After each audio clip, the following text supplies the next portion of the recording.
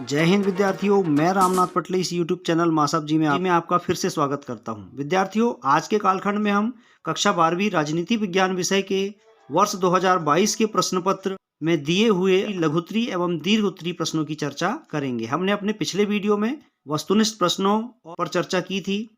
यह प्रश्न पत्र आपकी आगामी यानी वर्ष 2023 की वार्षिक परीक्षा के लिए अत्यंत ही महत्वपूर्ण है। वीडियो में आगे जाने से पहले आपसे आग्रह है, अगर अभी तक आपने हमारे चैनल को सब्सक्राइब नहीं किया है तो जरूर सब्सक्राइब कर लीजिए, साथ ही बेल आइकन को भी क्लिक कर लीजिए, जिससे कि आपको हमारे नए वीडियोस की नोटिफिकेशन प्राप्त होती रहे। आइए अब देखते हैं लघुत्तरी प्रश्न अर्थात 3 अंक वाले प्रश्न। प्रश्न क्रमांक 16, सोवियत प्रणाली क्या थी, लिखिए। तो सोवियत प्रणाली अर्थात समाजवादी सोवियत गणराज्य यानी USSR रूसी क्रांति जो 1917 में हुई के बाद अस्तित्व में आया। यह क्रांति पूंजीवादी अर्थव्यवस्था के विरोध में हुई थी और समाजवाद के आदर्शों और समता मूलक समाज की जरूरत से प्रेरित थी। यह मानव इतिहास में निजी संपत्ति की सत्ता को समाप्त करने और समानता के सिद्धांत पर करने की कोशिश थी। सोवियत प्रणाली निर्माताओं के राज्य तथा पार्टी की संस्था को प्राथमिक महत्व दिया। शॉक थेरेपी के किन्हीं 3 परिणामों को लिखिए।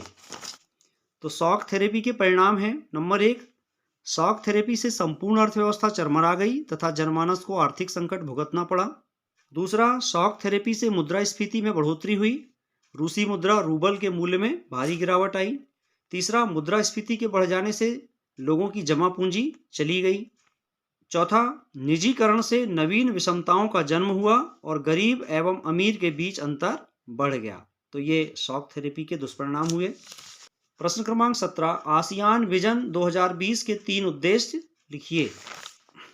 आसियान विजन 2020 के उद्देश्य हैं, नंबर 1, आसियान द्वारा टकराव के स्थान पर बातचीत से समस्या के समाधान को प्रमुखता दी गई। आसियान ने कंबोडिया टकराव एवं पूर्वी तिमोर संकट को संभाला। दूसरा, आसियान की वास्तविक शक्ति अपने सदस्य राष्ट्रों तथा गैर क्षेत्रीय संगठनों के मध्य लगातार संवाद एवं परामर्श करने की नीति है। तीसरा, आसियान एशियाई देशों के मध्य सुरक्षा मामलों पर मंच उपलब्ध कराता है। और चौथा, आसियान नियमित रूप से वार्षिक बैठकों का आयोजन कर रहा है। 17 का अथवा वाला प्रश्न है, यूरोपीय संघ की कौन कौन सी विशेषताएं उसे एक प्रभावी क्षेत्रीय संगठन बनाती हैं। तो यूरोपीय संघ यानी यूरोपियन यूनियन एक समान राजनीतिक स्वरूप रखता है, क्योंकि यूरोपीय संघ का स्वयं का एक झंडा गीत है, स्थापना दिवस है और यूरोपियन यूनियन की एक मुद्रा है यूरो। यूरोपीय संघ का आर्थिक प्रभाव अथवा शक्ति किसी से छिपी नहीं है। 2016 में वह विश्व की सबसे बड़ी अर्थव्यवस्था थी। इसका सकल घरेलू उत्पादन 17,000 अरब डॉलर से ज्यादा था, जो अमेरिकी डॉलर के प्रभुत्व के लिए खतरा बन सकती है। विश्व व्यापार में इसकी हिस्सेदारी अमेरिका से 3 गुनी ज्यादा है। लेकिन आपको यह भी ज्ञात होगा कि अब इंग्लैंड जो है यूरोपियन यूनियन से अलग हो गया है, अर्थात ब्रेक्जिट कर गया है। प्रश्न क्रमांक 18, हरित क्रांति किसे कहते हैं, लिखिए। हरित क्रांति आजादी के बाद देश की बढ़ती जनसंख्या तथा देश में लगातार अकाल पड़ने के कारण खाद्यान्न संकट की स्थिति पैदा हो गई थी। खाद्यान्न संकट की हालत में देश पर बाहरी दबाव बढ़ने की आशंका थी। इस कारण सरकार ने खाद्य सुरक्षा सुनिश्चित करने के लिए कृषि की नई रणनीति अपनाई। इस नीति के तहत कम समय में उत्पादन को बढ़ाना, गुणवत्ता युक्त बीजों का प्रयोग, उर्वरक, कीटनाशक तथा बेहतर सिंचाई सुविधाओं का प्रयोग, आधुनिक यंत्रों द्वारा सिंचाई, कटाई तथा बुवाई की तकनीक को अपनाना एवं सरकार द्वारा निर्धारित मूल्य पर किसानों की उपज को खरीदना, इन सब के फलस्वरूप खाद्यान्न के उत्पादन में आशातीत वृद्धि हुई, जिसे हरित क्रांति कहा जाता है। 18 का अथवा है, बॉम्बे प्लान क्या था, लिखिए। तो बॉम्बे प्लान सन 1944 में उद्योगपतियों का एक तबका, एक समूह एकजुट हुआ और इस समूह ने भारत देश में नियोजित अर्थव्यवस्था चलाने का एक संयुक्त प्रस्ताव तैयार किया। इसे बॉम्बे प्लान कहा जाता है। बॉम्बे प्लान की मंशा थी कि सरकार औद्योगिक तथा अन्य आर्थिक निवेश के क्षेत्र में कदम उठाए एवं देश नियोजित अर्थव्यवस्था पर चले। तो ये देश के औद्योगिकरण से संबंधित एक अभिनव पहल थी। प्रश्न क्रमांक 19, नक्सलवादी आंदोलन क्या है, लिखिए। तो नक्सलवादी आंदोलन पश्चिम बंगाल के पर्वतीय जिले दार्जिलिंग का एक गांव नक्सलबाड़ी गांव में सन 1967 में एक किसान विद्रोह उठ खड़ा हुआ था। नक्सलबाड़ी गांव से शुरू होने वाला यह आंदोलन भारत के कई राज्यों में फैल गया। इस आंदोलन को नक्सलवादी आंदोलन के रूप में जाना जाता है। नक्सलवादी आंदोलन के अंतर्गत धनी भूपतियों यानी जमींदारों से बलपूर्वक जमीन छीनकर गरीबों और भूमिहीनों को दी जाती थी। नक्सलवादी आंदोलन से वर्तमान में 9 राज्यों के लगभग 75 जिले हिंसा से पीड़ित हैं, प्रभावित हैं। 19 का अथवा आपातकाल के दौरान गठित शाह जांच आयोग के क्या निष्कर्ष थे? लिखिए। तो आपातकाल के समय हुई घटनाओं की जांच के लिए 28 मई सन 1977 को जनता पार्टी की सरकार द्वारा सर्वोच्च न्यायालय के भूतपूर्व न्यायाधीश श्री J.C. शाह की अध्यक्षता में एक जांच आयोग का गठन किया गया था, जिसे शाह आयोग कहते हैं। शाह आयोग ने 25 जून 1975 को भारत में आपातकाल को लागू करने का फैसला तत्कालीन प्रधानमंत्री श्रीमती इंदिरा गांधी द्वारा लिया गया था, जिसमें गृह मंत्री तथा मंत्रिमंडल के सदस्यों से कोई परामर्श नहीं लिया गया। अतः आपातकाल अनुचित तरीके से लिया गया था। भारत में सन 1971 में पाकिस्तान हमले की वजह से पूर्व से ही आपातकाल लागू था। अतः जब देश में पूर्व से आपातकाल लागू था तो दूसरे आपातकाल की घोषणा विधि सम्मत नहीं थी। यह J.C. शाह की अध्यक्षता में गठित आयोग की रिपोर्ट के अनुसार कहा गया। प्रश्न क्रमांक 20, महाशक्तियां छोटे देशों के साथ सैन्य गठबंधन क्यों रखती हैं? तो बड़े शक्तिशाली देश छोटे देशों के साथ सैन्य गठबंधन क्यों रखते हैं? उत्तर है, महाशक्तियां इतनी ताकतवर थीं कि एशिया तथा अफ्रीका, यूरोप के अधिकांश देश उनका मुकाबला नहीं कर सकते थे। इसके बावजूद महाशक्तियां छोटे देशों के साथ सैन्य गठबंधन रखना चाहती थीं।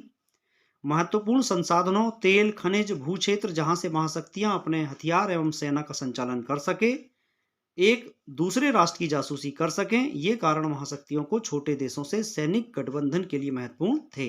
वर्तमान में आप देख रहे हैं कि यूक्रेन और रूस का जो युद्ध हो रहा है, यह भी शक्तियों का टकराव ही है, क्योंकि अमेरिका जो है यूरोपीय देशों के साथ मिलकर के एक सैन्य गठबंधन बना लिया है, जिसे कि नाटो के नाम से जाना जाता है।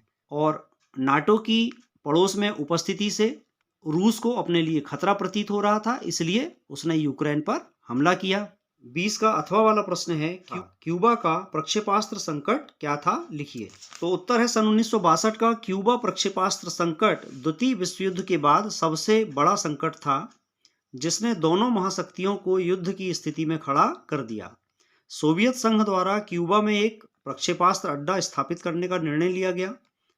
इन हथियारों की तैनाती से पहली बार अमेरिका नजदीकी निशाने की सीमा में आ गया, यानी रूस के द्वारा क्यूबा से अमेरिका पर हमला करना आसान हो जाता।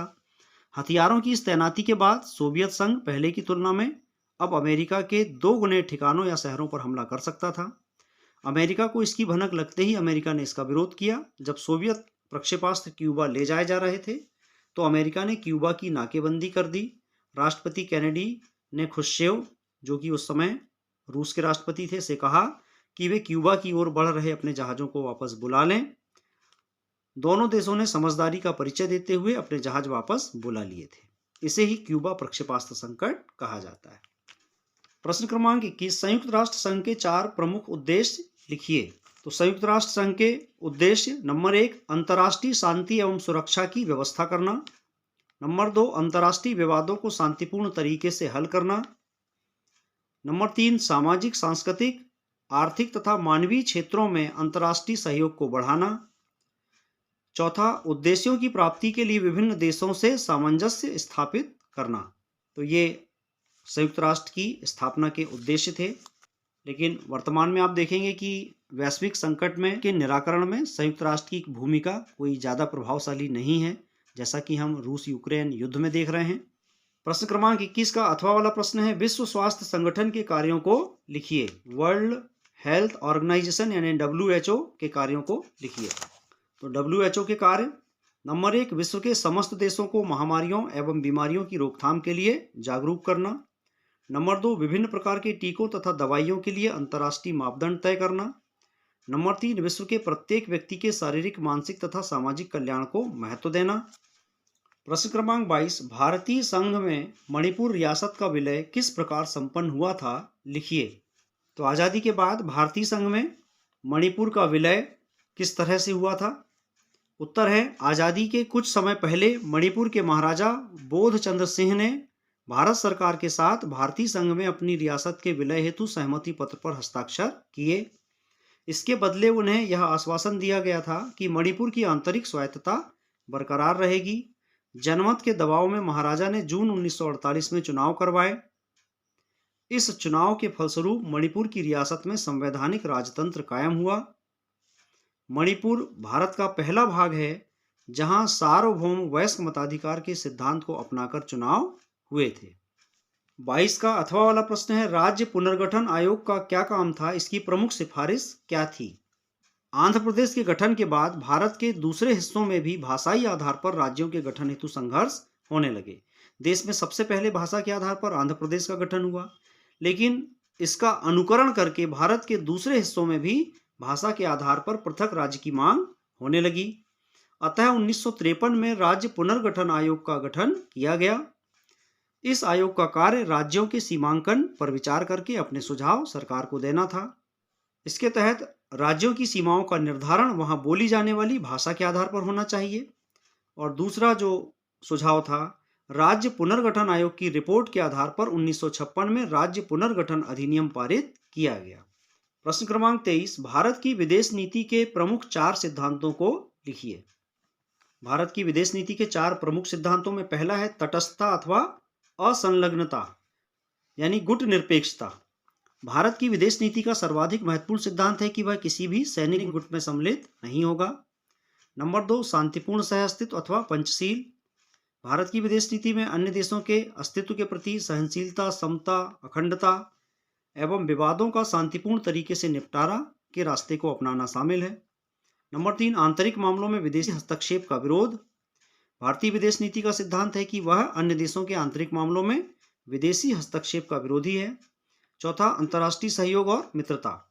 विश्व के विभिन्न देशों के साथ सद्भाव, सहयोग, मित्रता का पालन करना भारत की विदेश नीति का मुख्य तत्व है। पांचवा, साम्राज्यवाद, उपनिवेशवाद और रंग भेद का विरोध। भारतीय विदेश नीति का सिद्धांत है कि वह किसी भी रूप में साम्राज्यवाद, उपनिवेशवाद तथा रंग भेद का विरोध करता रहा है। तो ये 5 प्रमुख भारत की विदेश नीति के सिद्धांत हैं। प्रश्न क्रमांक 23 का अथवा है, भारत द्वारा गुट निरपेक्षता नीति अपनाने के 3 कारणों को लिखिए। तो भारत ने गुट निरपेक्षता की नीति क्यों अपनाई, इसके कारणों में पहला है राष्ट्रीय स्वाधीनता। भारत एक स्वाधीनता प्रिय देश है, वह स्वतंत्र रूप से अपनी नीतियों का निर्माण करने के पक्ष में है, अतः वह किसी भी गुट में सम्मिलित नहीं हुआ और गुट निरपेक्षता की नीति अपनाई।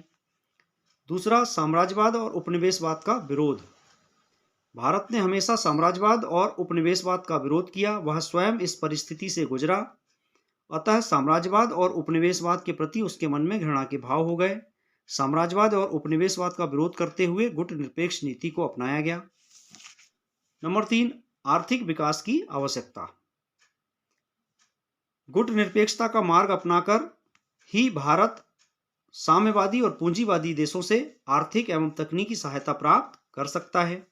तो ये प्रमुख कारण थे भारत द्वारा गुट निरपेक्ष नीति का पालन करने के। विद्यार्थियों, वर्तमान परिस्थिति में भी आप देखते हैं कि एक ओर जहां विश्व की एक महाशक्ति अमेरिका से भारत के अच्छे व्यापारिक तथा राजनयिक संबंध हैं, तो वहीं दूसरी ओर अमेरिका का धुर विरोधी जो रूस है, रूस से भी भारत की घनिष्ठ मित्रता है। अमेरिका के विरोध के बावजूद भी भारत ने रूस से सस्ता तेल यानी खनिज तेल खरीदना जारी रखा है। तो इस तरह से भारत रूस और यूक्रेन युद्ध में सीधे किसी का भी ना तो पक्ष लिया है, बल्कि दोनों ही पक्षों से कहा है कि वह इसका समाधान शांतिपूर्ण तरीके से यानी कूटनीतिक तरीके से निकालें। तो इस तरह से भारत की गुट निरपेक्षता की नीति वर्तमान परिदृश्य में भी बहुत ही प्रभावशाली है और भारत एक विश्व महाशक्ति के रूप में उभर रहा है, शक्ति के केंद्र के रूप में भारत उभर रहा है। तो विद्यार्थियों, इस प्रकार आज के इस कालखंड में कक्षा 12वीं राजनीति विज्ञान विषय के वर्ष 2022 के प्रश्न पत्र, जो कि आपकी 2023 की मुख्य परीक्षा के लिए मॉडल क्वेश्चन पेपर के समान है, यह प्रश्न न केवल आपकी वार्षिक परीक्षा हेतु बल्कि अर्धवार्षिक परीक्षा हेतु भी अत्यंत ही महत्वपूर्ण है। इन प्रश्नों की आप अच्छी तरह तैयारी करें। वीडियो अगर अच्छा लगा हो तो अपने सहपाठियों से भी इसे शेयर करें। वीडियो को लाइक शेयर जरूर करें। चैनल को सब्सक्राइब करना ना भूलें। मिलते हैं अगले वीडियो में इसी तरह परीक्षा उपयोगी जानकारी के साथ। तब तक के लिए नमस्कार, जय हिंद।